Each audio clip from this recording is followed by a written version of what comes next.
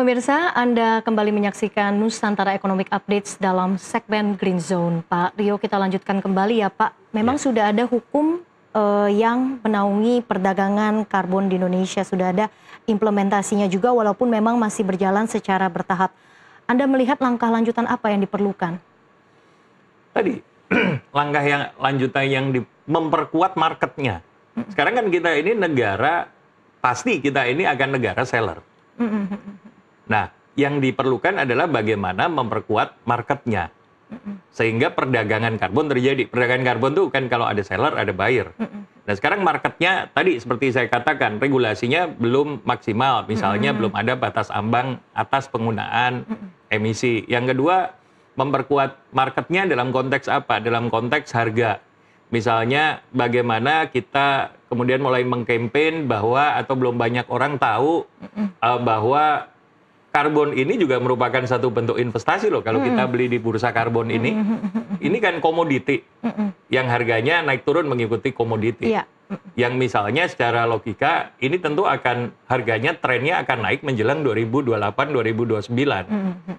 Nah, kemudian apa namanya ketersediaannya, kemudian memperluas marketnya. Upaya itu udah ada. Misalnya dengan pemerintah menandatangani MRA dengan lembaga-lembaga internasional, sehingga perhitungan unit karbon kita diterima oleh buyer-buyer luar negeri. Kenapa? Karena kita tidak mungkin mengandalkan market dalam negeri. Kita harus memperkuat market luar negeri. Market luar negeri. Baik. Nah, ini kan juga berarti artinya ada peluang baru dari sisi investasi. Anda tadi menyebutkan ya Pak Rio, kita harusnya membuka market luar negeri. Seberapa menarik pasar Indonesia untuk potensi perdagangan karbon ini? Kalau pasar domestik, ya cukup menarik, tetapi portofolio terbesar itu pasti market luar negeri. Market luar negeri. Market luar negeri, karena market Indonesia itu tidak mungkin menyerap seluruh karbon yang diperdagangkan di Indonesia. Karena begini, di luar negeri itu ada pasar mandatory, ada voluntary. Misalnya ada pihak yang membeli karena polluter pays principle, karena kewajiban. Ada pihak yang membeli karena business perception. Misalnya bank yang tidak berkaitan secara langsung gitu ya. Atau financial institution gitu. Jadi memang yang harus diperluas itu adalah market-market luar negeri. Karena kalau market Indonesia, maka serapannya tidak akan optimal. Nah, jika kita bandingkan dengan negara-negara lain, Indonesia tuh punya keunggulannya seperti apa, Pak? Keunggulannya barang kita paling banyak. Paling banyak. Hutan kita terluas, ketiga. Kemudian, industri kita terpusat di Jawa dan sebagian Sumatera Bali mungkin. Jadi tantangan rilis GHG kita seharusnya nggak tinggi. Kalau dibandingkan negara-negara lain yang lebih industrialis, atau tentu potensi kita akan semakin besar. Hanya tantangan kita adalah menciptakan ekosistem yang bisa mempertahankan harga karbon itu. Pak Rio, tadi ada menyebutkan ada financial institution, ada banks juga yang ikut serta dalam transaksi perdagangan karbon ini. Tapi kalau kita lihat dari potensinya, sebetulnya sektor-sektor mana sih yang paling berpotensi dalam perdagangan karbon? Pasti sektor yang berpotensi ini pabrik dan sektor transportasi. Karena memang dari beberapa survei yang dirilis, dalam konteks polluter pays principle, sektor yang paling berkontribusi merilis GHG itu kan sektor transportasi. Dan nggak semua transportasi bisa diganti dengan listrik. Misalnya pesawat. Nah, atau kapal gitu. Nah, lalu sektor berikutnya ada pabrik.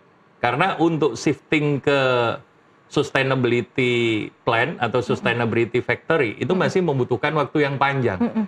Seperti sekarang kalau kita lihat mobil listrik aja kan masih banyak trial and error dan persoalan-persoalan. Jadi yang paling besar kontribusinya nanti adalah sektor-sektor yang berkaitan dengan pabrik, industri, transportasi, begitu. Pabrik, industri mungkin sudah ada beberapa yang ikut serta ya, Pak Rio ya. Tapi transportasi mungkin jarang terdengar nih. Kendalanya sama tantangannya itu apa ya yang membuat mungkin ataupun solusinya agar mereka bisa ikut lebih aktif lagi dalam perdagangan karbon menurut Anda?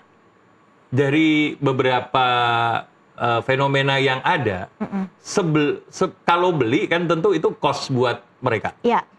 Maka mereka menggunakan skema carbon offset dulu.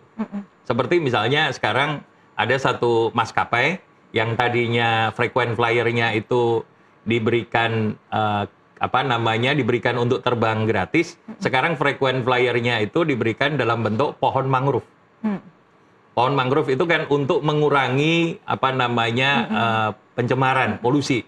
Sehingga nantinya penalti untuk membeli karbonnya tidak tinggi. Jadi tantangannya di situ. Lalu sektor-sektor yang memungkinkan untuk mengganti dengan kendaraan transportasi umum atau mereka berganti dengan transportasi listrik. Kenapa? Sebenarnya untuk menghindari denda akibat polluter pays principle tadi, cost-nya lebih hemat. Tapi terlepas dari soal cost dan lain-lain, memang harus kita akui ekosistem kita belum siap. Dan itu sudah dipahami di seluruh dunia pada waktu penyusunan COP. Makanya target seluruh dunia kan 2060. Karena kita perlu waktu untuk shifting. Contoh yang paling sederhana ya penggunaan mobil listrik gitu ya. Baterainya pabriknya di mana, charging stationnya di mana, apakah lebih mudah atau enggak, termasuk motor listrik dan lain sebagainya gitu. Oke, baik. Pak Rio, Anda sebagai pelaku industri ini dan juga expert dalam bidang sustainability, Anda melihat seperti apa nih? Karena biasanya kita lihatnya ada dilema ya antara perusahaan-perusahaan ini dalam menjaga profitabilitas dan juga komitmen sustainability. Bagaimana bisa menjaga keseimbangan antara kedua hal ini? Jadi sebenarnya begini, tujuan daripada perdagangan karbon ini kan menciptakan clean and affordable energy. Ya, tentu energi listrik, energi yang berdasarkan renewable energy itu tentu lebih murah karena renewable. Yang berbahan fosil pasti lebih mahal karena stoknya lebih langka dan seterusnya. Nah, saya melihat ini adalah kemenangan bersama atau quick win for everybody. Pemerintah mendapat pemasukan yang besar untuk APBN-nya, masyarakat sekitar lebih sejahtera karena terbentuk good livelihood, karena perhitungan unit karbon itu berdasarkan climate community dan biodiversity. Kemudian pelaku industri juga terbentuk pasar yang besar gitu. Jadi untuk masyarakat juga happy gitu ya. Ada quick win gitu di situ. Ada kesejahteraan, good livelihood, pemerintah happy, masyarakatnya sejahtera dan pemerintah mendapat masukan dari segi APBN.